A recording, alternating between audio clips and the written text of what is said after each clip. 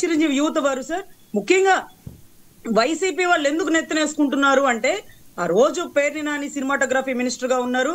ఆ పేర్ని ఏమి అప్పుడు ప్రజారాజ్యంలో ఉన్నవాళ్ళు అసలు పార్టీ ఎందుకు ఇబ్బందికర పరిస్థితులు ఎదురైంది, అసలు పార్టీ ఏ పరిస్థితుల్లో ఆగిపోవాల్సిన పరిస్థితులు వచ్చినాయి అనేది ఆ వైసీపీలో ఉన్న కొంతమంది కీలక నేతలకి అన్ని తెలుసు కాబట్టి వాళ్ళకి కడుపులో బాధ ఉంటూనే ఉంటుంది.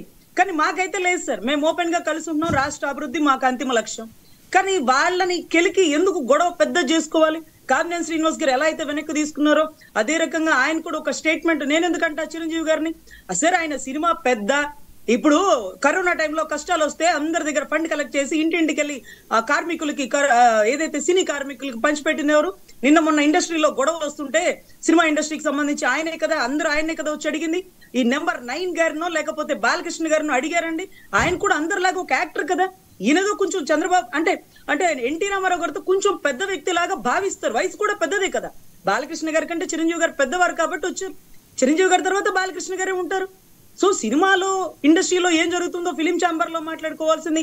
నా నెంబర్ 9 ఇస్తారా అని కందులు దుర్గేష్ గారు అంటారు, కామినేని శ్రీనివాస్ గారిని అంటారు, అదే రకంగా ఎవడు అని చిరంజీవి గారిని సంబోధిస్తారు. ఇది ఎంతవరకు కరెక్ట్ అంటూ వారు విమర్శిస్తున్నారు. కానీ మాకైతే మేమైతే అదే ఓన్ స్టాండ్ లో ఉన్నాం సార్. పొరపాటున ఏదో నోరు జారు ఉంటారు, గబుక్కన స్లిప్ అయి ఉంటది మాట ఉపసభాపతో వీళ్ళు అది ఎలాగో తీసేస్తే అది క్లియర్ అయిపోను కదా. ఎందుకు గొడవ పెద్ద చేస్తే ఇప్పుడు కాపు సామాజిక వర్గం గారు మీటింగ్ అని రమ్మన్నారు, చిరంజీవి యువత వాళ్ళు మీటింగ్ అని రమ్మన్నారు.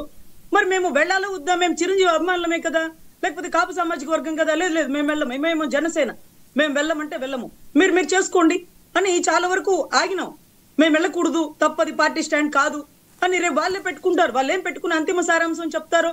ఒక ఆకాశం లాంటి వ్యక్తి మీద ఉమ్మూస్తున్నారు ఎవరు? వాళ్ళ ముఖానే పడుతుంది. ఇవన్నీ కూడా చాలా స్టేట్మెంట్లు వస్తున్నాయి.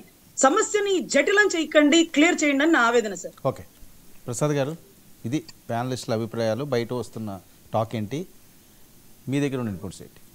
ఇద్దరు ఇన్పుట్స్ ఏం లేదు సార్, వాస్తవాలు ఎప్పుడైనా సరే. ముందుగా 99 టీవీ ప్రేక్షకులకు నమస్కారం అండి, ఇలా ప్యానల్లో ఉన్న మిత్రులకి మీకు కూడా నమస్తే అండి. వాస్తవాల్ని ఎవరు దాచలేరు ఓవర్ పీరియడ్ ఆఫ్ టైం. వాళ్ళ ఆర్నూరన్మూర్తి గారు మీరు ఇనిషియల్ రిమార్క్స్లో 2 విషయాలు బాగా చెప్పారు. పవన్ కళ్యాణ్ గారు, నాగబాబు గారు అంటే పొత్తు లేక మునుపు ప్రజనమ్మ కూడా చాలా బాగా చెప్పింది.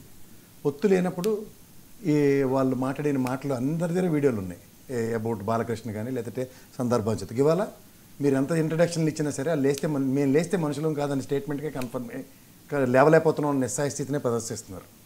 ముఖ్యంగా ఈ తెలుగుదేశం కానీ జనసేన కానీ బీజేపీ పార్టీ కానీ అది కరెక్ట్గా చిరంజీవి గారికి అవమానం చేశారన్న ప్రాతిపదిక మీద అది ఎలక్షన్ ఇంజనీరింగ్ కింద చాలా బాగా సద్వినియోగపరుచుకున్నారు.